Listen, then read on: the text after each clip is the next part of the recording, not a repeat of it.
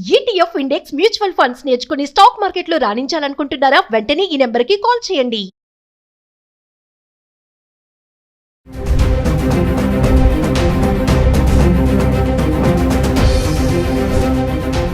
నమస్కారం, నేను మీ అడ్వకేట్ సంగీత. చాలా మంది అబ్బాయిలు సింగిల్ గా నైట్ పూట బైక్ డ్రైవింగ్ చేసుకుంటూ వెళ్తుంటారు కదా. ఎవరైనా అమ్మాయి రోడ్డు మీద కనిపించి లిఫ్ట్ అడిగితే దయచేసి మీరు ఎట్టి పరిస్థితుల్లో ఆపకండి. ఎందుకనంటే కొంతమంది హనీ ట్రాప్ చేస్తున్నారు. ఎలా అంటే ఒంటరిగా నిల్చుంటున్నట్టే నిల్చుంటారు. అర్ధరాత్రి పూట మెయిన్ గా అబ్బాయిలకు లిఫ్ట్ అడుగుతూ ఉంటారు. ఇలా లిఫ్ట్ అడగగానే అయ్యో ఒకతే అమ్మాయి, ఈ రోజులు కూడా బాగాలేవు కదా, లిఫ్ట్ ఇద్దామని చెప్పేసి ఈ అబ్బాయి అనుకొని లిఫ్ట్ ఎక్కించుకున్నారా. ఇంకంతే, కొంచెం ముందుకు వెళ్ళగానే వాళ్ళు ఎవరో ఉంటారు. వెంటనే మీ బైక్ ని ఆపేసి బెదిరించేసి మీ దగ్గర ఉన్న డబ్బులు, గోల్డ్, బైక్, కొన్ని సందర్భాల్లో బైక్ కూడా తీసేసుకొని మిమ్మల్ని కొట్టడం జరుగుతుంది. అంటే అక్కడ ఎవరైతే లిఫ్ట్ ఇస్తారో ఆ అబ్బాయిని కొట్టడం జరుగుతుంది. సో ఆయన మళ్ళీ వచ్చి పోలీస్ స్టేషన్ లో కంప్లైంట్ ఇచ్చేసరికి వివరాలు తెలియదు, వాళ్ళు ఎక్కడి నుంచి వచ్చారో తెలియదు. ఇంకా పోలీసులు ఏం చేస్తారు, సీసీటీవీ ఫుటేజ్ చూసి వాళ్ళు ఎవరా అని చెప్పేసి ఐడెంటిఫై చేసుకొని వాళ్ళను కనుక్కునేసరికి టైం పట్టేస్తుంది. ఇలా సిటీలో చాలా వరకు జరుగుతున్నాయి. ఒంటరిగా వెళ్తున్న అబ్బాయిలను మాత్రమే టార్గెట్ చేస్తున్నారు వాళ్ళు. అమ్మాయిలు ఎక్కువగా రద్దీగా ఉండే ప్రాంతాలు ఏవంటే బస్ స్టాప్ లో కానివ్వండి, మెట్రో రైల్వే స్టేషన్స్ కానివ్వండి, ఇలాంటి వాటిలలోనే ఎక్కువగా ఉంటారు. ఉన్న తర్వాత సింగిల్ గా ఇప్పుడు మెయిన్ పగటిపూట కూడా బైక్ మీద ఒకరికి వెళ్తుంటే లిఫ్ట్ అడుగుతా ఉంటారు.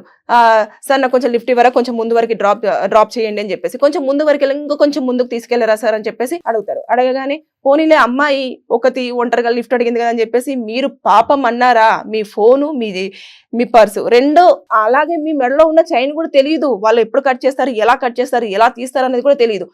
మీరు కొంచెం ఇంకా ఆవిడ దిగి వెళ్ళిపోయిన తర్వాత చూసుకునేసరికి ఎక్కడో ఒక్కడ మీ పర్సు ఉండదు, తర్వాత నెక్స్ట్ మెడలో చైన్ ఉండదు, ఏముండదు.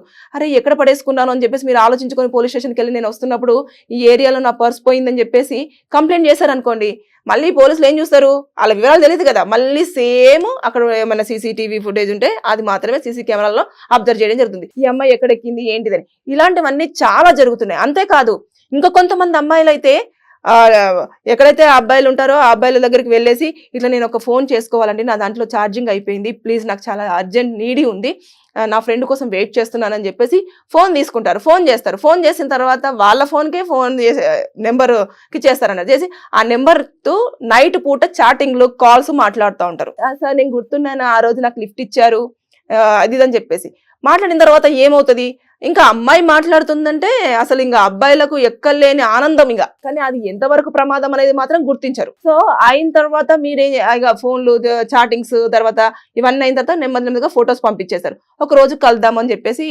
కలుద్దామని చెప్పేసి నాకు ఇన్ని డబ్బులు కావాలి, కొంచెం కలవండి అని చెప్పేసి అంటే ఎంతో కొంత మీ డబ్బులు ఇస్తారు. కానీ అక్కడికి వెళ్ళిన తర్వాత అసలుది తెలుస్తుంది. మీ దగ్గర ఉన్న డబ్బులు లాక్కోవడం కానీ, బెదిరించడం కానివ్వండి, ఇట్లా నాకు ఇంత డబ్బులు ఇవ్వాలి లేకపోతే నన్ను మీరు రేప్ చేస్తున్నారని చెప్పేసి రేప్ కేసు పెడతాను అని చెప్పేసి ఇలా థ్రెట్టింగ్ చేస్తారు. అంటే వాళ్ళు పిలిచిన ప్లేస్ కు మీరు వెళ్ళారా, ఇంకా మీరు ప్రమాదంలో పడినట్టే. ఇలాంటి హనీ ట్రాప్స్ అనేటివి సిటీలో చాలా జరుగుతున్నాయి. సిటీ అవుట్స్కర్ట్స్ లో అయితే ఇంకా దారుణం. నైట్ పూట అమ్మాయిలు అరే ఇంత ఒంటరిగా అమ్మాయి ఉంటుందని చెప్పేసి కనుక తీసారా, మీ ప్రాణాలే కోల్పోయే అవకాశాలు కూడా ఉన్నాయి. ముందుకు వెళ్తే అబ్బాయిలు ఉంటారు, వాళ్ళకి సంబంధించిన అబ్బాయిలు ఉండేసి కర్రలు పట్టుకొని రెడీగా ఉంటారు. లేదంటే వెళ్తున్నప్పుడు సింగిల్ గా వెళ్తున్నప్పుడు కూడా బండికి సంబంధించిన టైర్ మధ్యలో కర్రను పట్టేసి మిమ్మల్ని పడేయడం, ఇలాంటివన్నీ దోచుకోవడానికి రకరకాల వినూత్న ప్రయత్నాలతో ముందుకు రావడం జరుగుతుంది.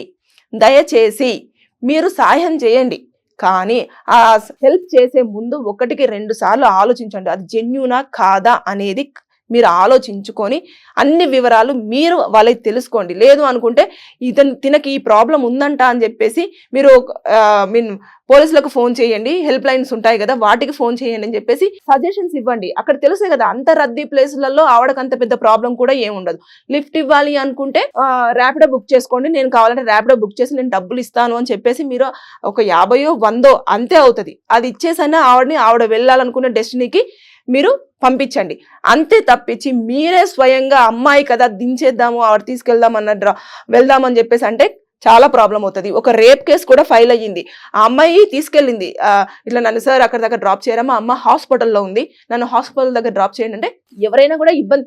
అరే అమ్మ కదా అని చెప్పేసి ఆ అబ్బాయి ఏం చేశాడు, ఎక్కించుకొని తీసుకెళ్లి మరి ఎక్కడ హాస్పిటల్ ఇంకా కొంచెం ముందుకి, ఇక్కడ హాస్పిటల్స్ ఉండవు కదండి అంటే ఇక్కడ ఇంటి దగ్గర డబ్బులు ఉన్నాయండి తీసుకొని నేను హాస్పిటల్కి వెళ్ళాలి అందుకని అని చెప్పేసింది. చెప్పిన తర్వాత సరే అని చెప్పేసి ఆ అబ్బాయి ఇంటి దగ్గరికి వెళ్తే సరే లోపలికి రండి సార్ కొంచెం వాటర్ తాగి వెళ్దురు అని చెప్పేసి లోపలికి వెళ్ళిన తర్వాత బట్టలన్నీ చింపేసుకొని నన్ను రేప్ చేస్తున్నాడు అని చెప్పేసి రేప్ కేసు పెట్టింది. అంటే ఆలోచించండి, ఆయన దగ్గర డబ్బులు లేవు, అతను డబ్బులు ఇవ్వమన్నాడు, అతన్ని డబ్బులు అడిగింది, నా దగ్గర డబ్బులు లేవమ్మా నువ్వు ఇట్లా చేయొద్దు అని చెప్పేసారంటే నువ్వు నన్ను రేప్ చేస్తున్నావు అని చెప్పేసి సార్ నన్ను ఇట్లా నేను ఇంట్లోకి తీసుకొచ్చేస్తే ఫ్రెండ్ అని చెప్పేసి నా మీద ఇట్లా అటాక్ చేశాడని చెప్పేసి పెట్టింది. అంటే పోలీసులు కూడా ఈ మధ్య కాలంలో ప్రతిదీ క్షుణ్ణంగా పరిశీలిస్తున్నాయి. ఇలాంటి హనీ ట్రాప్స్ అనేవి చాలా జరుగుతున్నాయి కాబట్టి ఈ నేపథ్యంలో పోలీసులు కూడా ప్రతిదీ ఎంక్వైరీ చేయడంలో చాలా ముందుంటున్నారు.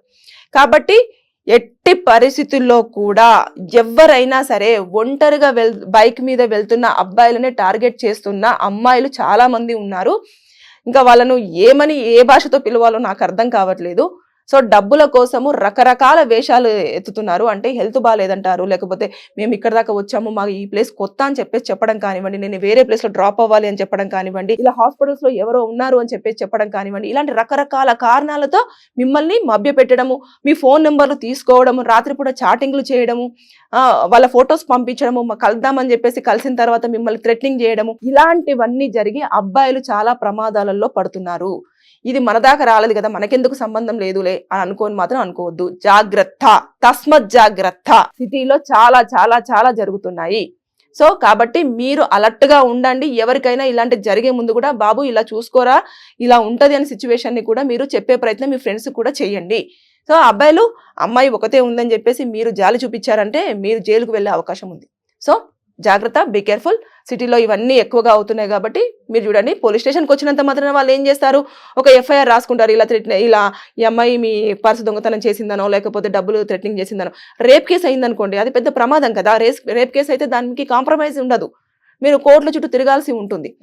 ఇలాంటివన్నీ నేపథ్యంలో మీరు ఏదైనా హెల్ప్ చేసే ముందు ఆలోచించి హెల్ప్ చేసే విధానాన్ని ఎంచుకోండి. రకరకాల ప్లేస్లలో జరుగుతున్నాయి, సిటీలోనే ఎక్కువగా జరుగుతూ ఉన్నాయి. ఎందుకంటే అబ్బాయిలు అంటే నవే డేస్ లో జరుగుతున్న అమ్మాయిల మీద జరుగుతున్న అఘాయిత్యాల నేపథ్యంలో సింగిల్ విమెన్ అనగానే చాలా మంది కన్సర్న్ చూపిస్తూ ఉంటారు.